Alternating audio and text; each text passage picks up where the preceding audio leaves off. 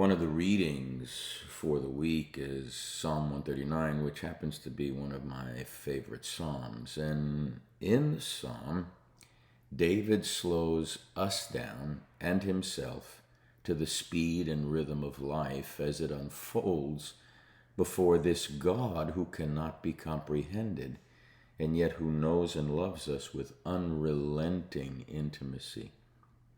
David invites us into that same experience of the intimacy of the same God in return, in a holy exchange of love.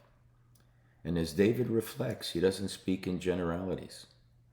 He speaks of sitting down, rising up, lying down, and of thoughts unspoken and words not yet formed, none of which escapes the gaze of his Creator.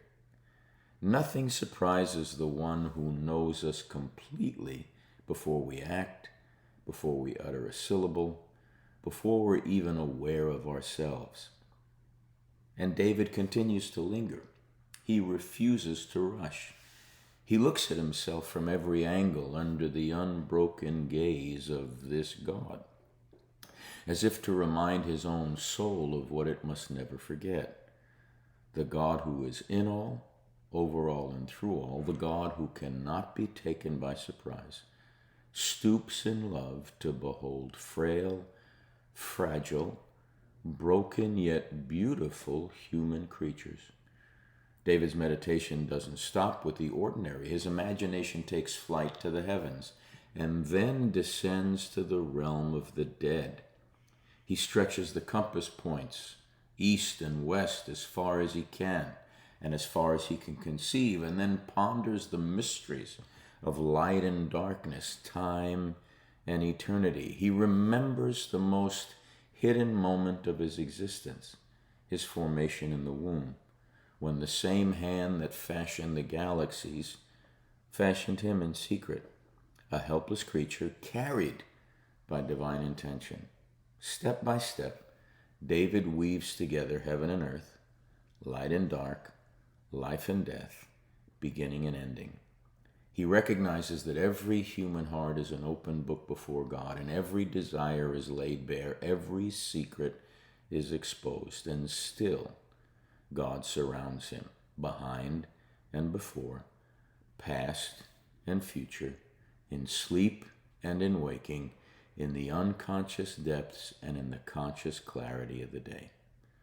Overwhelmed, David can only marvel. The thoughts of God flood him in the night and rise with him in the morning. The one who is and was and is to come speaks into the hidden chambers of his being and fills his waking hours with presence.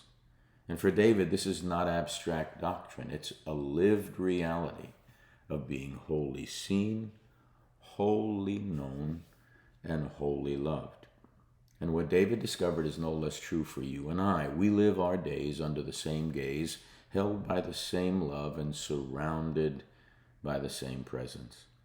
Our thoughts before they are spoken, our wounds before they're named, our hopes before they're realized, all are already known to God, the God who is. Nothing in us is hidden, and yet nothing in us is forsaken. And so to pray with David in that psalm is to rest in the truth that the God who fashioned the stars and wove us together in secret is the God who walks with us in every moment, who will not let us go, who even now invites us into the freedom of being fully known and fully loved.